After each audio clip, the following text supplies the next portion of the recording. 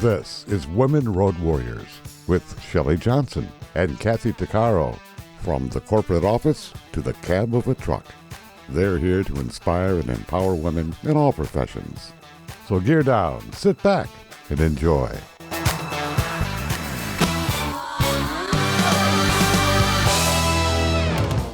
Welcome. We're an award-winning show dedicated to empowering women in every profession through inspiring stories and expert insights. No topics off limits on our show. We power women on the road to success with expert and celebrity interviews and information you need. I'm Shelley. And I'm Kathy. Have you ever noticed that the moment you decide you really want something, it becomes harder to get? You decide you're ready for a relationship, for more money, for growth in your life. And suddenly everything feels just out of reach, like life is pulling back right as you lean in. These are the questions posed by Christina Lane. She's the founder and owner of Christina Lane Coaching. She's a somatic embodiment coach. She helps both men and women get what they want in their relationships, their families, lives, and careers. She's a top 1% writer on Medium and the host of your Breakthrough Blueprint podcast. Through her platforms, Radiance for Women, Embodied for Men, and her publication Mutual Terrain, she helps readers and clients bridge psychology, relationships, and the body's wisdom. Christina says the issue in us not getting what we want or need is not availability, it's access. It's not that what you want isn't there. It's that something in you is not available to receive it. That's powerful insight. Kathy and I wanted to learn more, so we invited her on the show. Welcome, Christina. Thank you for being with us. Yeah, thanks. I'm really excited to be here. This is one of my favorite things to talk about because I think it introduces people to something that they know, but they've never really put it all together. Yeah, would you like me to just kind of start talking about it, or you have any specific? Yeah. Okay. What I thought I'd do before you talk about all of this, which is really amazing, have a brief background of who you are and how you got started on all of that. Sure. When I was married for a long time, I'm in my 40s now. And when I got divorced about 8 years ago, I kind of used my time when I didn't have my 3 kids with me to sort of figure myself out. And somatics and using the body made a lot of sense to me when traditional therapy really didn't. I felt a little alienated, honestly. At the end of traditional therapy, I felt like I was always kind of, I don't know, gaslighting myself or trying things that like I knew didn't work especially with men, and even in my business. And so I got certified in somatic coaching for myself, right? As a sort of like just to go as deep as I could in understanding everything. And I started seeing some clients and transitioned my business. I own a tutoring company, and I transitioned that so I could work from home. And I started writing on Medium, and I started seeing a lot of male clients too. And my work just kind of grew organically after that. And I started making curriculum and writing about what I was learning from my clients and how they were making life changes and relationship changes. And so it kind of feeds itself, right? The writing and the coaching, they're my way to learn and learn through like real people instead of from a book or a framework or a seminar. Mm-hmm. This is pretty fascinating. I think a lot of people are saying somatic coach. What is that? That's what I was thinking. I was just going to ask. I've never heard that, somatic coach. Okay, yeah. So somatics is like is a word that people throw around all the time, right? That just means it's using the body. But I think it's the most fair part of that question is like, what do I think it is, right? And so the way I use it is regardless of what the problem is, right? Coaching is about problems, fixing problems, solving issues. Real, you want to see real change when you hire a coach. And so we identify like the real life change, but then, everyone, by the time you find my work on Medium or on Substack or something, and you've hired me, you've already tried everything to fix your problem. And so we use the subconscious mind and the body to figure out why you're kind of creating the same patterns over and over again in your life, instead of using just, thought processes and what seems best. I think the easiest way to relate to the why somatics works for everybody, especially for men, is it if if there was one plan or one set of steps that we could all follow and they just be right for each of us, right? And you could actually buy that from someone, and implement it in your life and it would work for you, then we'd all be all set, wouldn't we? And we know that that's not true. So you kind of have to get to a place in life where you can tune out everything except for what your body wants and needs, and kind of make peace with yourself and your patterns. And so I think that that's how I see my work, in the broader scope of what people call somatic. Okay. I know on your website you have somatic work is real-time nervous system regulation. Are people really even aware of what's going on in their bodies? How do they grasp all of this? Because I think that we're kind of like robots and we just kind of wander around and we're not always aware of stuff until it blows up. Well, so a cool part about somatic coaching, right, is we're tracking your patterns and we're trying to find those places that we can get in the door before it blows up, right? Before you're all what I would say my teenagers call crashed out. Whatever crashed out looks like for you, right? It might be going into a fight mode, or going into like, I want to leave and drop all this, or quitting, or your inner critic comes up, whatever that looks like for you, that's kind of too late. So somatic coaching, embodiment work teaches you to find the place right before that, right before your nervous system just like puts you in whatever your own fear state is. It looks a little different for all of us, right? And so right before that, there's always a sweet spot in every pattern where you can really you change your life, right? You can change something that you're not even aware of, just by starting to kind of tune into your body's signals and getting familiar with like you're an animal, right?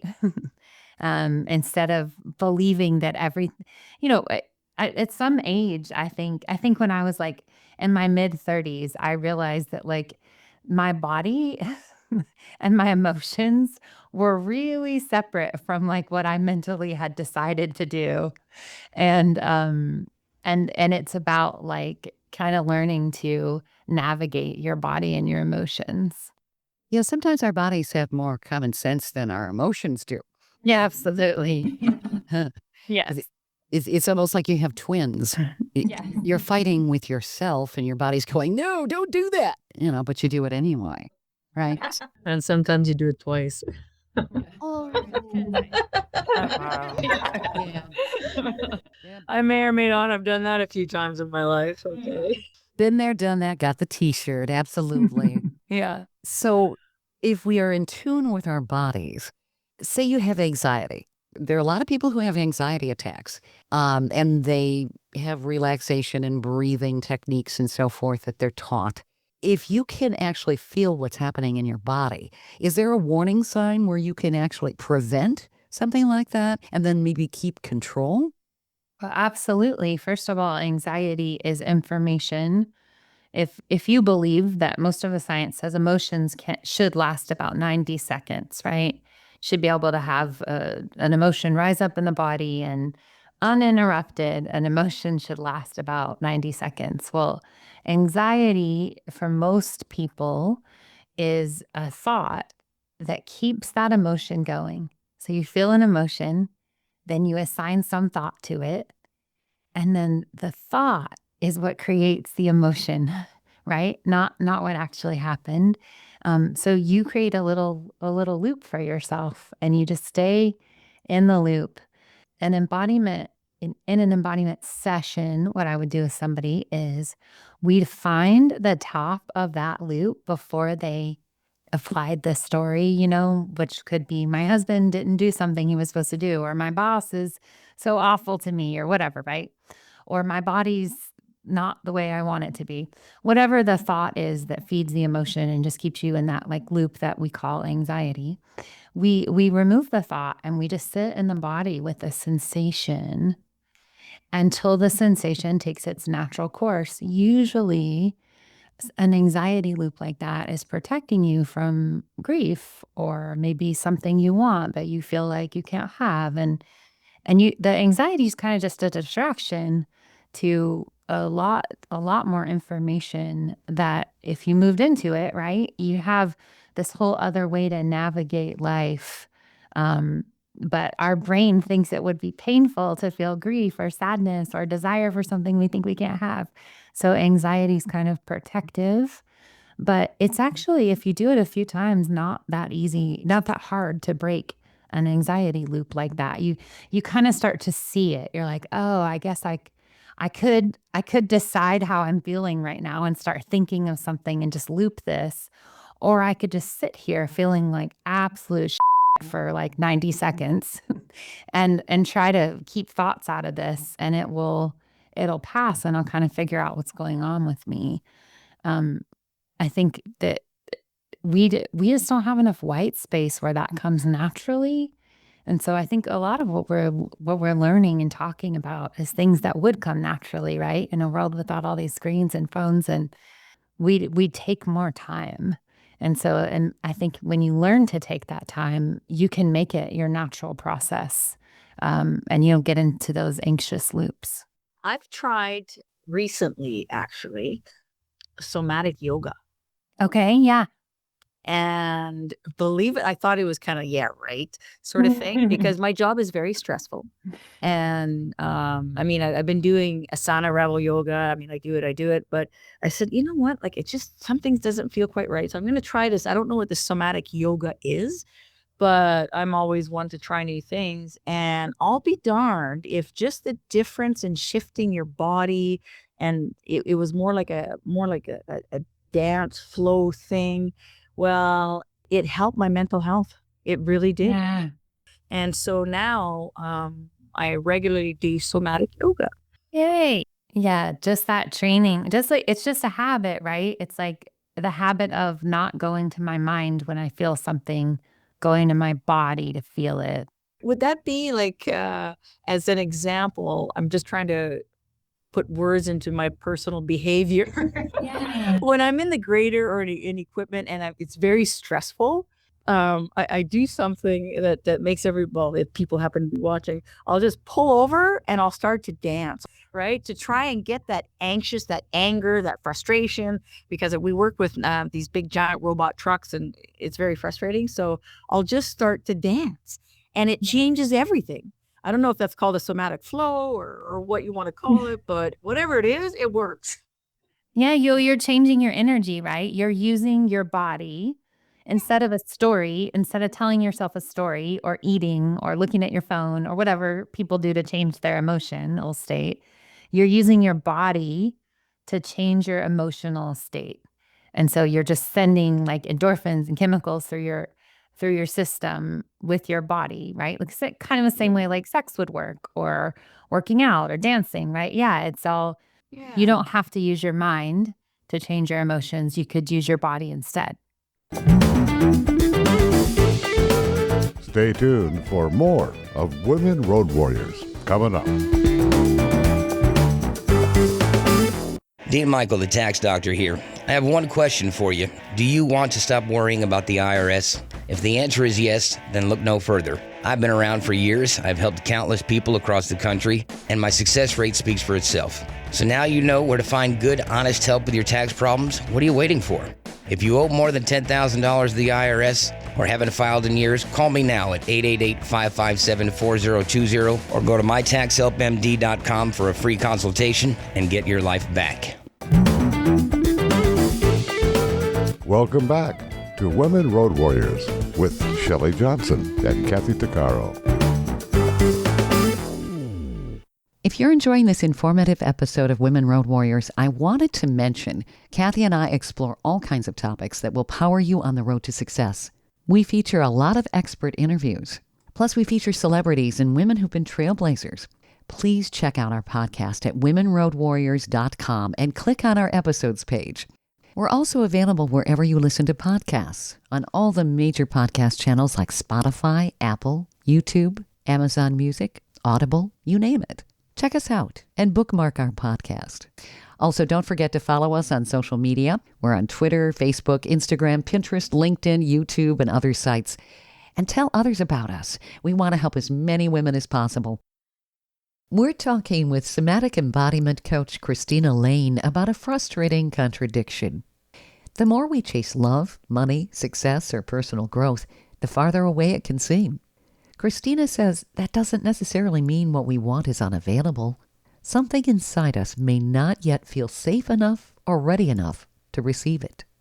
Her work challenges the belief that we can force our way forward simply by trying harder, achieving more, or fixing every perceived flaw in ourselves. There's also tremendous strength in our bodies, and we need to listen to them. In our previous segment, we were talking about using our body to change our emotions instead of our mind, to help stop things like anxiety or frustration. Kathy says she does that at work. Christina? Is it a combination of maybe the oxygen? She's activating her parasympathetic nervous system and she's elevating endorphins. Is that what's happening? Yeah, and well, we know a little bit. There's a lot of like argument about how the nervous system works, right? Because as we do all this like new, we have new neuroscience and new AI coming out. There's a lot of like, have we always been right about the nervous system? But I think that yes, you can think about it as the chemicals, and you can think about the brain science of this. But I think the most helpful thing that I tell clients about why somatics works is that you're just showing yourself that you can change your state, right? You have control over the chemical and physical processes in your body, and your emotions don't own you, right? Your emotions are like, because it often feels like how we feel is how we are. Yeah. And somatics kind of gives you that, or if what you think is how you are. And none of that's true, right? We have like multiple ways of being. And so it kind of reduces importance, which is something we're going to talk about tonight, of your emotions when you use your body to change your emotional state. It challenges you a little bit if you let it. When you look at like 2-year-olds, they use their entire body. Yes. Don't they? I mean, Yeah. When they have an emotion, they engage everything. And it doesn't last forever. It seems like forever to the parent, but it seems like emotions get the better of us as we get older. And maybe when those darn hormones kick in too. Yeah. And so that feeling in your body, realizing that you're not your emotion, that your emotional state, like I was at a moment the other night where I could have had an argument with my partner. And I just remember telling myself, I was like, if I can just hold this feeling in my body for 90 seconds without writing a story about him, I bet you when the 90 seconds are up, I bet you I'll feel different. And I did, right? And I just thought, gosh, I wish at what point did I go from that little toddler who knew that to this woman who has to like coach myself through not writing a big story and launching into some argument before I just take my 90 seconds. But I think that, we get a lot of messaging and a lot of education and a lot of just cognitive time, and we all kind of skip all that time in our body as we grow up. So maybe it's a returning. Could be. And it does seem like emotions, they can crescendo. I mean, when you start riding that wave of anger, it can just get rougher and rougher and rougher until all of a sudden you just blow and then you're out of control. Yeah. But when I work with someone on anger, like especially if I work with men on anger, it can blow up if you're feeding it thoughts, right? And you're like letting it get into your past triggers, and you aren't aware.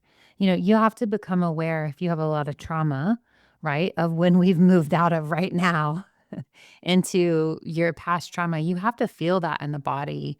and kind of know how to deal with it. And so if you don't feed that anger a whole bunch of trigger and thoughts and story, it really doesn't go up like that and take over to where you don't have control anymore. Your anger then becomes some like powerful information that you can use. You can use, and it can even be sexy, right? Like you can. I call a lot of my work maturing emotion. So it's like if you can hold the emotion at the top, yeah, that it just doesn't happen. Your anger is like, oh, I didn't like that. Why not? And you get curious about it. But it is all about keeping it out of that, like riding this huge wave, right? Mm-hmm. Yeah. And if you have to be the captain of your own ship and you don't know how and you don't have a compass, it might be kind of difficult. Yeah, of course. Yeah. I mean, these things aren't hard once you figure them out, right? But I definitely didn't. I think probably for, till my mid 30s, I would say that I was probably a little elevated and a little bit in a little bit of a fear state at all times. And so I don't know if I really even knew that I didn't feel kind of like fundamentally safe and neutral, right? I didn't know that I was kind of a little elevated all the time. Well, we're still growing up, aren't we? Yeah, we are. You're experiencing life and there's fear. I mean, when we're little kids, we want our mommy around. We want somebody. Yeah. The world's kind of a scary place. So, yeah, I think we probably do harbor some fear. And of course, if you have a lot of trauma in your life, I've heard that the body stores that too. Yeah. So that can cause some issues. And your counseling and your therapy can actually help people work through those things, correct? Right. Well, you start to you start to just get to where you're aware, right? And my own goal for myself, and everybody gets to make their own goal, right? Because everybody wants to kind of be with the world and their career and their partner and their kids or however they want to be in the world in their own way. But for me, I really try to keep myself out of those spaces where I'm going to be in my past trauma. I try to keep myself what I would call like below a 4. And so a lot of my work is about bringing myself back, right? Bring myself back to a more neutral place. And that is something that anyone can do, right? You can get more just control over your human experience. And I don't know what the cool part about that is like you're really in your life, right? You're not always watching the replay to understand your life. You're in it. Yeah. And it's you're with it. We just go through life a lot of times, and it isn't until we look back. Hindsight seems so intuitive. Yes. Yeah. We don't notice what's happening really when we're going through it. And a lot of times I don't think we have the awareness we should. Right. And I think maybe we're even less self-aware because we're all absorbed in these gadgets and in virtual reality with the internet and people we don't even see in front of us in real life. So are we more disconnected somatically, you think? For sure. I mean, think about it. Think about how easy it is to, you're standing in line at the grocery store, which in any other time till now might be a time where you stand there and kind of reflect on, oh, wow, I'm tired. I'm a little bit, my feelings hurt a little bit about something. What's that about? I'm hungry, right? Oh, that food I ate didn't make me feel good. All those moments in the day where we would have had any kind of reflection, we have our phones out. We're answering work emails. We're planning the next thing. And so, yeah, our devices are, we feel a little sad. Oh, I'll just get some dopamine from scrolling the internet. Yeah. And, like an average American spends 4.5 hours a day on a screen. And I think without even trying, that's pretty easy to do. So yeah, I think we just don't have the space to really check in with ourselves. We almost have to manufacture it. But where you get that like relationship with your real life right now, and you're not like watching the replay, is in all that white space, right? It's in regulation. It's in being like, it's just kind of sitting out on your porch for a minute and being like, what happened today? Like, how am I doing? I think it was interesting because I always kind of struggled on and off with my weight. And of course, like having kids or whatever, I'm sure added to that, but I don't anymore. And I think it is mostly to do with I'm so aware of how food feels after I eat it. And I've like kind of lowered a lot of the device time in my life. And it's so interesting, all the diets and like Weight Watchers and stuff I did in the past. And what I needed was like just some white space to feel my food in my body and see if I was actually hungry, learn what a hunger signal felt like for me and what foods did and didn't agree with me. That has rolled out to other parts of my life for sure too. Stay tuned for more of Women Road Warriors coming up. Industry movement Trucking Moves America Forward is telling the story of the industry. Our safety champions, the women of trucking, independent contractors, the next generation of truckers, and more. Help us promote the best of our industry. Share your story and what you love about trucking. Share images of a moment you're proud of. And join us on social media. Learn more at truckingmovesamerica.com.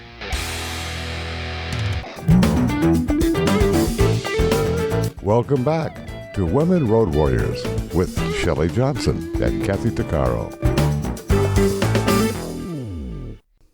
Our guest, Christina Lane, who's the founder of Christina Lane Coaching, believes our struggles with relationships, careers, money, and personal growth don't exist only in our thoughts. They also live in our bodies. Her somatic approach moves beyond simply talking about our emotions. It helps us notice what's happening within us in real time, regulate our nervous system, and develop the grounded self-trust needed to create lasting change. It helps bring us back to a more neutral place. It's a different way of understanding what may be standing between us and the life we want. Realize we're not our emotional state. We're not our emotion. It comes down to don't feed your anger or anxiety with your thoughts. Use it for information, and you can keep it at bay. Christina's methods even help when people are trying to lose weight by getting in tune with their bodies. Christina, that's really amazing too. So you've been able to work through the food noise. Yeah, for sure. And get to where I'm like, gosh, the gluten especially just makes me feel awful. And it's like, when you can hold on to the feeling of how a food that you're not really tolerant of, how bad it makes you feel in the body, you kind of you don't want it. So then the desire's gone, right? Gluten used to send me to the hospital like in an ambulance every single time. Gosh. Yeah. So yeah, I know. So I pay attention to that too. Yeah. Actually, what I've been paying attention to is my thoughts and how they make me feel. And I catch myself like, Kathy, like, where did that come from? Stop it. Good. And especially when it comes to like negative towards myself. Yeah. And I'm like, no. Like I'm turning 57 in 2 days and I'm like, I am being kind to me. There's no room for that. But the hardest part is catching yourself. Yeah. Yeah, you gotta be mindful. That's the toughest part. I think we like to be escape artists and not necessarily pay attention to some of that. Avoidance, humans are good at that too. So you, Christina, are teaching people to be more in tune with ourselves, with a real-time nervous system regulation, and really listen to our bodies and what it's telling us. But you also do some other things that are interesting too. Grounding, chakra work, energy clearing. Yeah. What is all of that about? Well, I like to explain that part of my work this way. First of all, a lot of I'm not super traditionally religious, but actually a lot of my clients are. I see clients from like kind of a broad spectrum of spiritual beliefs. Everybody believes in energy. because we all know how it feels when someone that we care about or that has some kind of power in our life, coworker or family member, something like that, enters a room super angry. We know that whole room gets kind of like heavy and intense. Yeah. We know what it feels like when we have a crush. The energy of like your heart's racing. There's like when your crush walks into a room, right? That's like a visceral, like everything in the room is different. Major dopamine experience, yes. Major rush. Yeah, and I would say men especially do so well understanding energy because it's like it's a part of male culture, and it's so interesting how it's so easy for them especially to understand it because there is, there's a certain ways that certain kinds of men carry themselves in a room, and then I think when I'm talking to women about it. There's certain women like maybe walk into a room and they just they can get all the eyes in the room on them, and it doesn't have anything to do with them being particularly attractive in a certain way or another. It's just that they carry a lot of energy. And so if you believe that different people have different energies and that they kind of change, your emotional state changes when you're around them, right? Some people give you a really good, warm feeling. Some people give you like a creepy feeling. Then that's another thing you can work with. You can start to think about what energy you put off, how that impacts people, what energy your house feels like, your work meeting. How can you play with that energy? And I think that's the most down to earth way to think about any kind of spiritual work where you're working with energy. It's just to think about we all have such interesting energy signatures, and that it's kind of this whole blend of who you are, but you make people feel a certain way when they're around you. You can play with it. It's kind of interesting. I think people leave their energy in places even when they're not there. Yes. Because I remember when I was first looking to buy a house, and I went to a number of open houses. There was one house I walked into, and it did not feel good at all. I thought, whoever's lived here did not like each other. It was just kind of weird how I was picking up on some of that. And it was a beautiful home, but there was an energy there. And I've always kind of picked up on that sort of thing. I don't know if everybody does. I think a lot of people go through life and maybe don't pay attention to some of that too. I agree. I think that they are responding to energy, but maybe they're not as sensitive or aware as you are. And so they don't know they are. And so it's like kind of, it's starting to point out to people, like say I'm working with someone on their relationship, they're married, and I'll be like, they'll tell me this whole long story, how everybody feels, what everybody said, who's wrong. And I'm like, what's the energy like between the two of you? And they'll be confused at first. And I'm like, think about it, and they're like, oh, well, we're always just like the second we're near each other, it's like, I can't breathe. We both stiffen. Like my partner pulls her shoulders in when I walk past her or whatever, right? And you're like, ooh, the energy between you sounds really tight. What if instead of working on this fight some more, we work on how do we switch that energy up a little? And that even like simple energy clearing practices, right? Like energy separation, calling your energy back, those kinds of things. You do not have to understand them or have any extra belief systems about them to use these practices that have been around since, anything we know about humans in any culture. They've believed in energetic practices, chakra systems. Ancient Egyptians had tons of energetic practices. And so those things still have a lot of value, and they're really easy, right? How easy is it to be in an argument with someone and be like, can we just try to clear the energy for a second? But if that thing Christina told us to do works, great. So you're kind of changing the polarity What you were describing with the couple that stiffens up, it's almost like two magnets that want to push each other away. So you're kind of changing the polarity there. Yeah. So they're not repelling each other? Yes. And you're teaching both of them to start noticing what you do that makes your partner stiffen like that, right? What's your tone of voice? How are you coming in at this person? That is, we spend so much time trying to control our emotional state, maybe even our bodies. And then energy is just like such a quick move. Yep. Right. It's like really fast. I love it for that reason. Energy. And then, of course, when you're talking about tone of voice, I know I'm very, very sensitive to that. Somebody has the wrong kind of tone of voice, condescending, patronizing, the hair on the back of my neck will just stand up.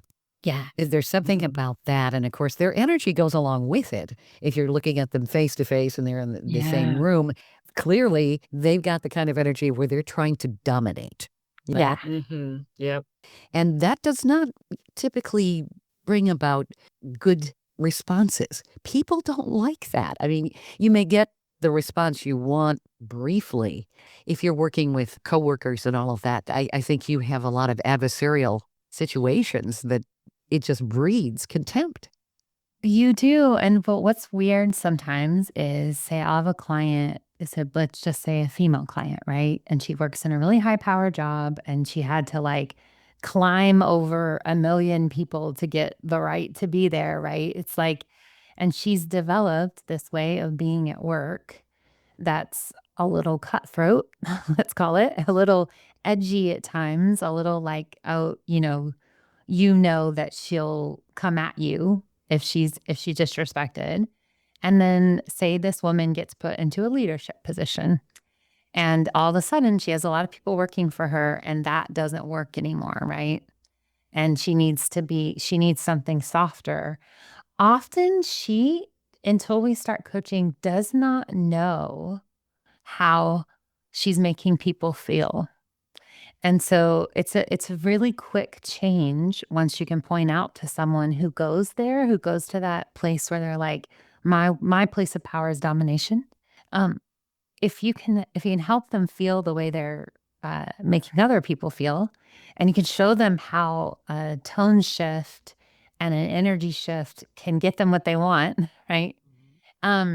It's actually such an easy problem to fix. And so I think that it gives me a lot of encouragement sometimes, my work with energetics and kind of harnessing the body through somatics to help people shift things like that. So I think we kind of demonize and red flag people for personality traits that are pretty easy once they feel that kind of empathy and sort of get more consciousness of themselves to sort of make, be like, okay, yeah, I could try it this different way, right? I see it now, right? It's like you were saying earlier, can be so hard to see ourselves. Oh, very, very definitely. Yeah. So you're getting people to pivot. And I was going to say empathy. Basically, you're getting people to develop that. That's required. If you want to be able to get along, you need to be able to sense how you are being perceived. Yeah. I was going to say, I've been working with the same people for the last 13 years, every 2 weeks, same. And our crew is 120 people and right now we only have 6 women, but it is so easy. Everyone has a life. Everyone has their stressors. Everyone has their anxiety, their problems, their health issues, their family, there's death, there's whatever. Divorce, a lot of divorce up here. But what I've chosen to do years ago is that if I'm going to be here for a while and I don't want to be deflecting what people are sending out, how their energy when there was a girl, I'll give you an example. She was just miserable. She'd come around the corner and even though she was only like 5 foot something, her energy would almost knock you over because it was so negative. And I'm like, oh my God, I got to work with this girl. How do I do this? I don't want to be that one to be grouchy because she's grouchy. Right. So it's like she had this cloud above her head. So I said, you know what? I am just going to send her love. Maybe, that's it. Just in a very uh, unobtrusive, invisible way. So when she was coming around that corner all huff and puff and angry, I wouldn't even say good morning. I just, I would send her a little bit of love and a little bit of gentleness and kindness as I'm walking by. And I would say, may the blessings be, just kind of like, let the world, let the universe help this person if that's what's needed. Well, son of a gun, if the universe didn't conspire after about a week of this, she started slowly just coming, instead of every time she'd see me, she wouldn't be so negative. I'd almost catch a smile. I'm like, oh my God, something's happening here. But then what happened was that we were each in a big truck, and there was an incident that involved, like, she slid and I was coming down a ramp and I almost slid into her. So I hit this, well, I didn't hit, but anyway, it was a big incident, even though we didn't, it wasn't an actual accident, but it was called a near miss. So the forces that be, our mind procedures, put her and I, of all people, in a little office all day together. That I'm thinking of all people, man, I got to be stuck with this girl, like, oh crap. But because we were forced, while they were doing their investigation on what happened, we were forced to be in the small room with no windows. We started talking, and it turns out she was going through some domestic violence stuff and didn't know how to handle it. And I come from a long history of domestic violence. So by the end of that day, we were friends, and we had talked about, real things and not just superficial crap. And so it changed the dynamics of everything. And this is only because, and I really believe this, because I was willing to not send back what she was putting out. Well, yeah. And from like a shamanic perspective, where most of my training comes from in this area, you opened your heart space, right? And you energy separated. You were like a light instead of a mirror, like everybody else around her. When you have that kind of a low vibration and you're that negative and you feel that trapped, everyone around you just reflects back to you more negativity, right? Well, they do. And then they start talking about her and this and that. And I'm like, I'm not getting pulled into that. No way, man. Like, you're just not. And I'm really glad I didn't. I'm like, oh man. So now when, this was like 8-10 years ago. So now fast forward from that moment on, that's always what I do. No matter where I am, if I see someone coming along and you can feel it from a distance, well, I try and exude that gentleness, that softness, that kindness, that loving space, so that regardless of what they're putting out, I personally am not affected by it. Yeah. And they might benefit from what I'm putting out. Right? Yeah. Yeah, for sure. That's like energy separation, right? And commanding your own energy field. I haven't thought about it like that. There's both. Very sophisticated. Stay tuned for more of Women Road Warriors coming up.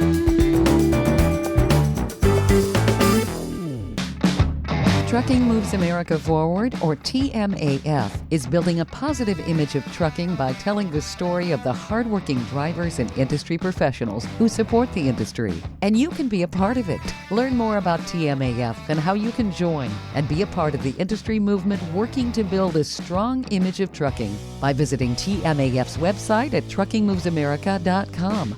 You can also follow us on Facebook, Twitter, Instagram, and our latest channel, TikTok.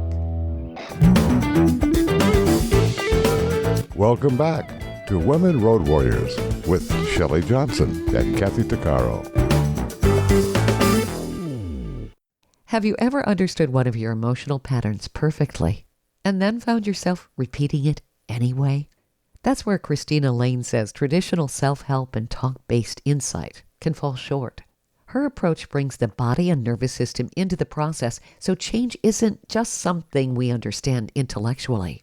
It becomes something we can actually access during an argument, on a date, in a difficult meeting at work, or during that 2 a.m. spiral when all of our old fears suddenly come rushing back. Christina, you were talking about in your blog, the moment you decide you really want something, why does it become harder to get?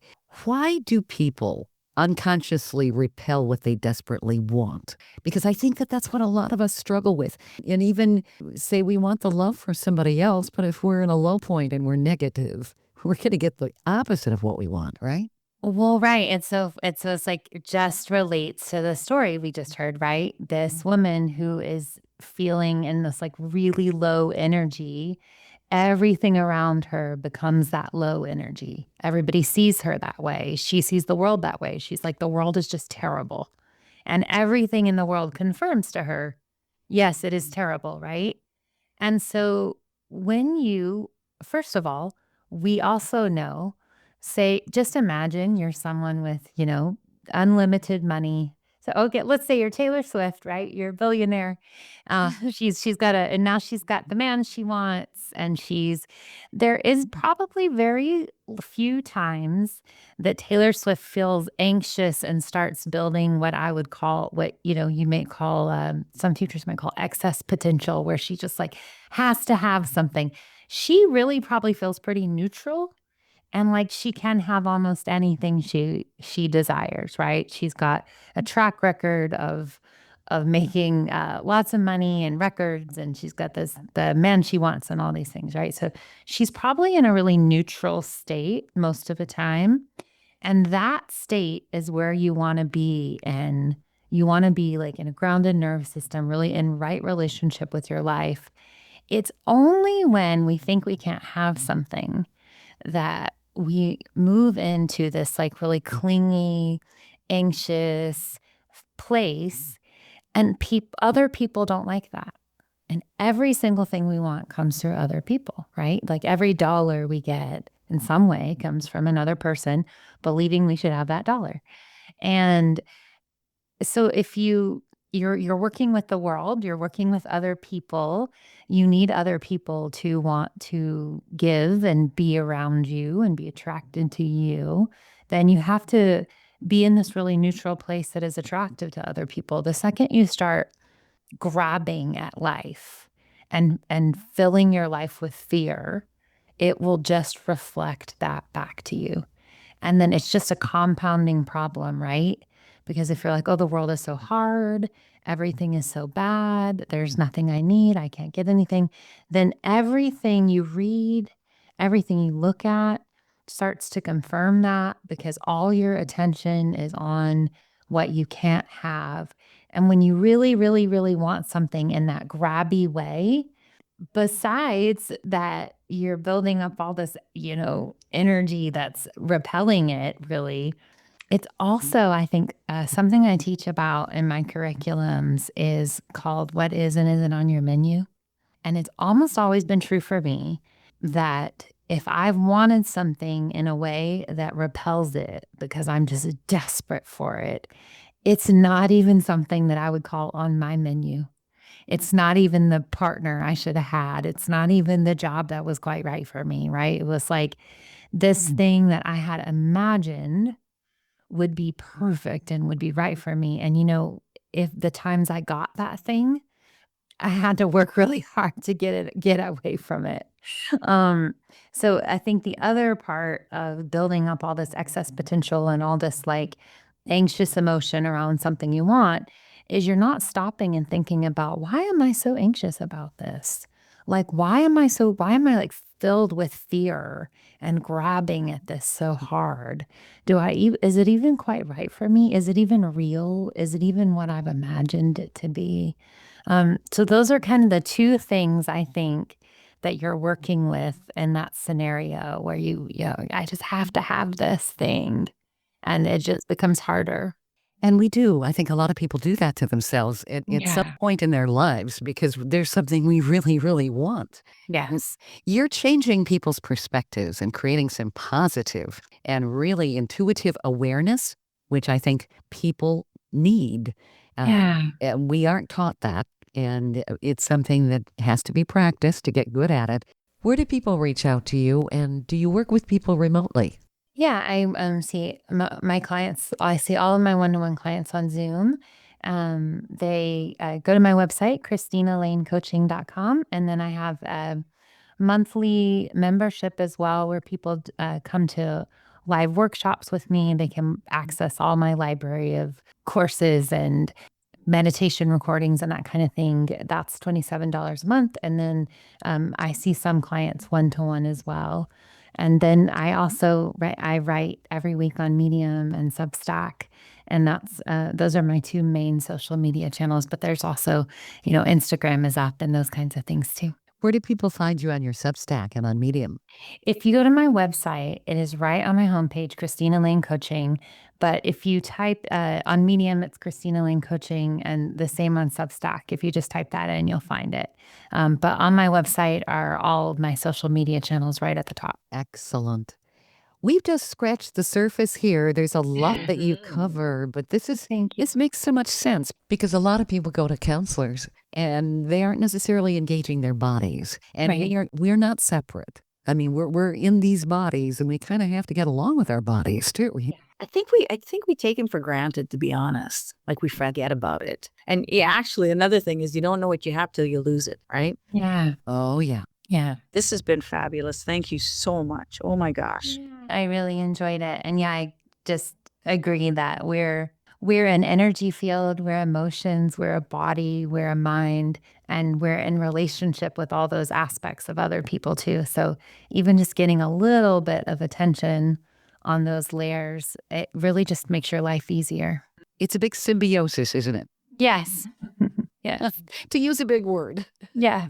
Thank you, Christina. This has been great. Yeah, thank you. If you're getting value from our show, Women Road Warriors, be sure to hit follow on Apple Podcasts or Spotify or wherever you listen to podcasts so you don't miss out on what's coming next. We hope you've enjoyed this latest episode. And if you want to hear more episodes of Women Road Warriors or learn more about our show, be sure to check out womenroadwarriors.com. And please follow us on social media. And don't forget to subscribe to our podcast. On our website, we also have a selection of podcasts just for women. There are a series of podcasts from different podcasters. So if you're in the mood for women's podcasts, just click the Power Network tab on womenroadwarriors.com. You'll have a variety of shows to listen to anytime you want to. Podcasts made for women. Women Road Warriors is on all the major podcast channels like Apple, Spotify, Amazon, Audible, YouTube, and others. Check us out. And please follow us wherever you listen to podcasts. Thanks for listening. You've been listening to Women Road Warriors with Shelley Johnson and Kathy Tuccaro. If you want to be a guest on the show or have a topic or feedback, email us at sjohnson@womenroadwarriors.com.